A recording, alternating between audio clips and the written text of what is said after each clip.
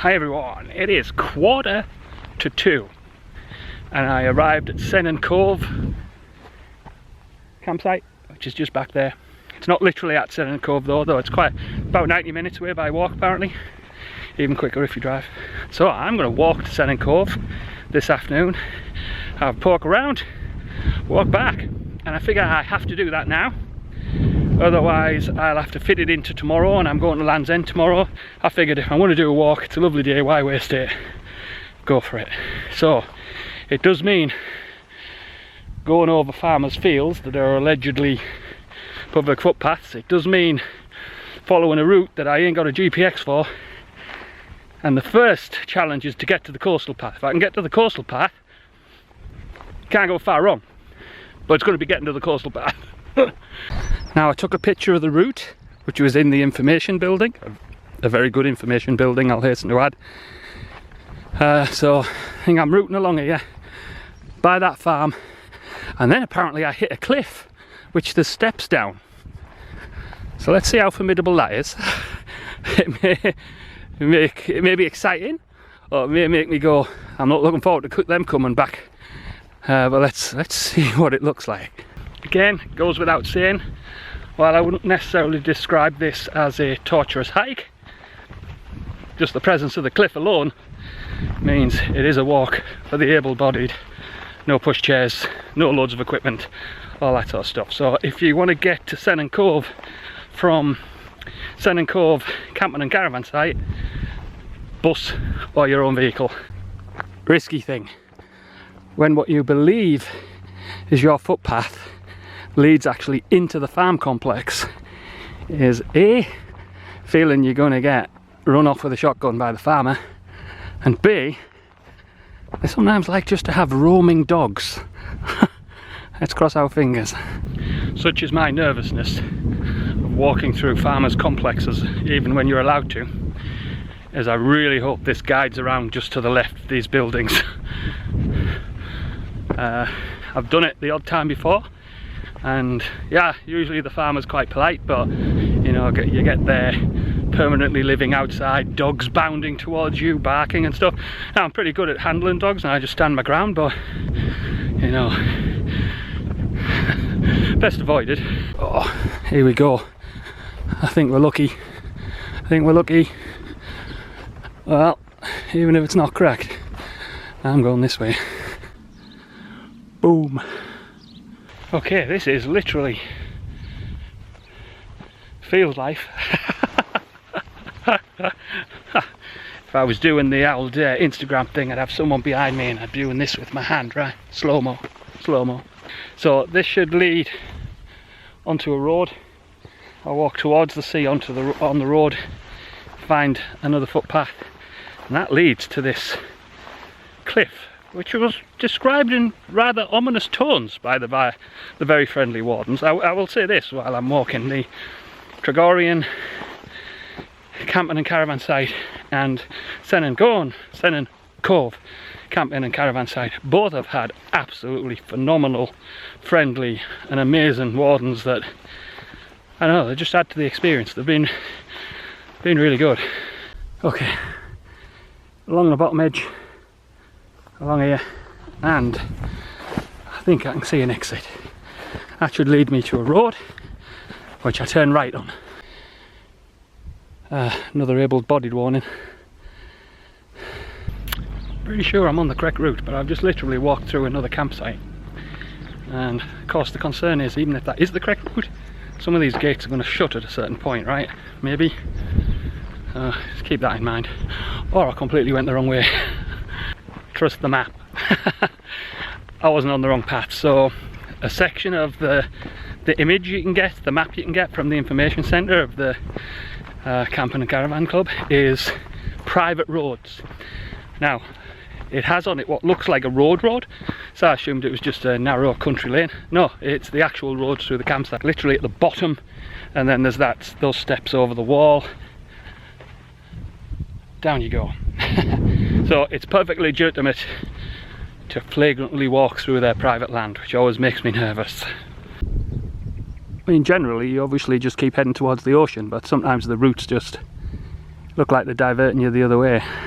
So I'm conscious I now have hit a road, and the map says turn right and join a footpath a bit further up, and I've just literally crossed the road and joined this interesting lane. Let's see where it goes. It's heading towards the sea, so I can't be far wrong.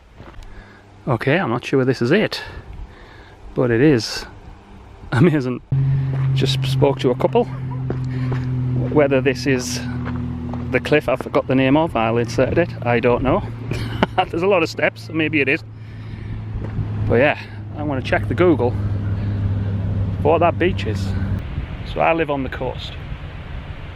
90 minutes away, I have the North York coast, which has all sorts of cliffs and stuff which aren't too similar to the ones I'm seeing here. I think the ones I'm seeing here are a bit more spectacular, but you know, 90 minutes away, right? What you don't get is that colour of ocean. Don't know what it is.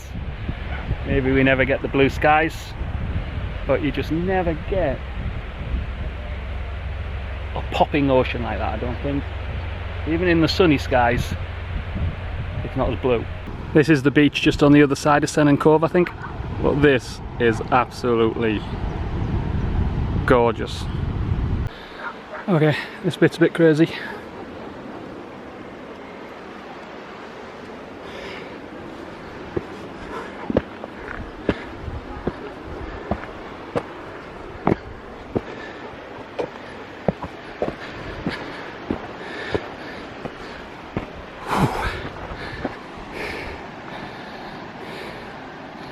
The amazing thing about that beach is absolutely gorgeous.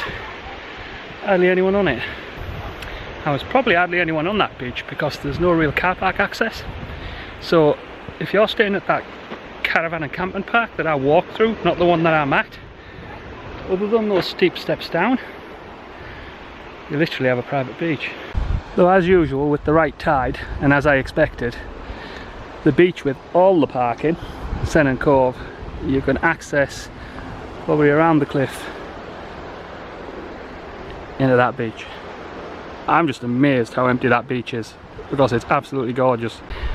This is so beautiful, and since I'm not in any rush to get into Sennan Centre to buy anything or get food or anything like that, I'm not sure I want to just hike all the way. This is possibly enough.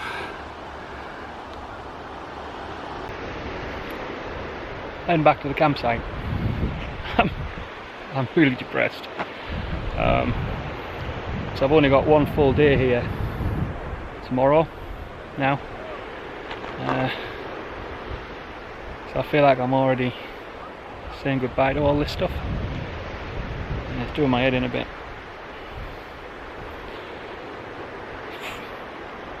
Anyway, I want to get back to the campsite. I may come down this evening for the sunset and stuff. Let's see how it pans out. Just wow. I don't know. It's just beautiful, amazing, and sort of depressing all at the same time. So I did check the Google, and I'm probably going to pronounce it wrong. That awesome small beach there that's connected to sort of Sennan Cove, Gwynver. Probably pronounced that wrong. There is a small car park, but yeah. Sorry, I keep going on. That beach there is just awesome. As I said, I might try and get back here this evening, or check the weather tomorrow. And if the weather has improved, I'm inclined to ditch Land's End, or only give it a very small amount of time. So anyone who's watched some of my other travel vlogs, no matter how amazing the place is, sometimes by the time it comes to my time to go home, I'm just ready to go home. Jack knows how that works. I'm terrible at making the most out of the day I fly, because that's it, I'm just going home. And sometimes that kicks in, you know, a couple of days beforehand. I don't stop enjoying the holiday, but you know, I have got that in mind. If it was possible, I would just book more holidays and just stay here. but there's practicalities that probably means that that's not doable. As usual, these things are always a bigger pain heading back up. So just for reference, that's where you come in. If you could, you'd follow the wall around until you got to the exit you need, but you might have to go in and round, but it's over there. Hi, time has passed, now 8 o'clock and I'm going down to the beach again. My legs are hurting a bit, my left knee's twinging. I honestly don't know whether I have enough battery power in all my equipment to capture the sunset, which is why I'm going. But you know what, I thought, screw it, you're going to suffer for it, but there's not a cloud in the sky and that beach was awesome. So we're trekking to the beach again. It looks pretty low in the sky already, but it's about 10 past 8. It goes down at 9:30, so I am going at a pace, but I shouldn't miss it. I am going to say this now, no matter how much I like the camping and caravan club site at Sennan Cove, this one here, that is only a short field away and the stairs down into the beach, is where I'd stay next time. I mean, I don't know how much it costs or anything like that, but it's very nicely appointed. It has a nice centre, its toilets and stuff are really well decorated on the outside, and that access to the beach, man, you can't fault it. So if I'm here in this region again, I'd try for there. Now the stairs, and the sea is in. Yeah, my calves, my feet and my knee is hurting a bit, but I'm glad I'm here now. I'm having a paddle again, but the sand is so soft under the water and the weight of me is pushing my feet down about 15 centimetres into the sand. It's actually crazy. So yeah, paddling over, I found myself a rock to watch this from. I'm hoping it doesn't become an island. I'll have to keep an eye out for it.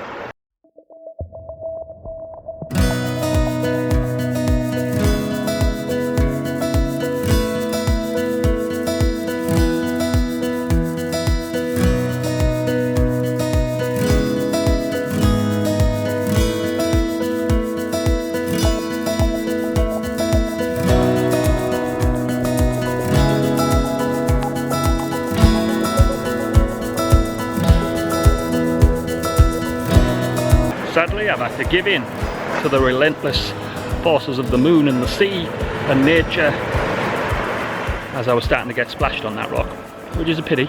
It was a good perch, but nature always wins. Remember Watergate Bay? By this point I was well into fleece territory. It is, well, let me check, give me a second. 9 o'clock and it's still warm.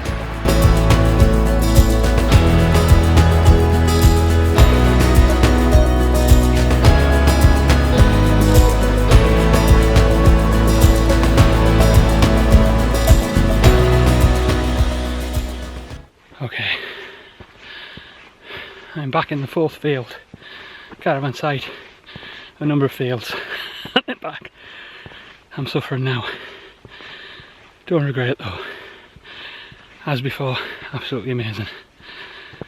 I guess I'll see you on the next little adventure, but sadly, which is really, really sad, I'm really feeling this trip being over. We don't have that many left.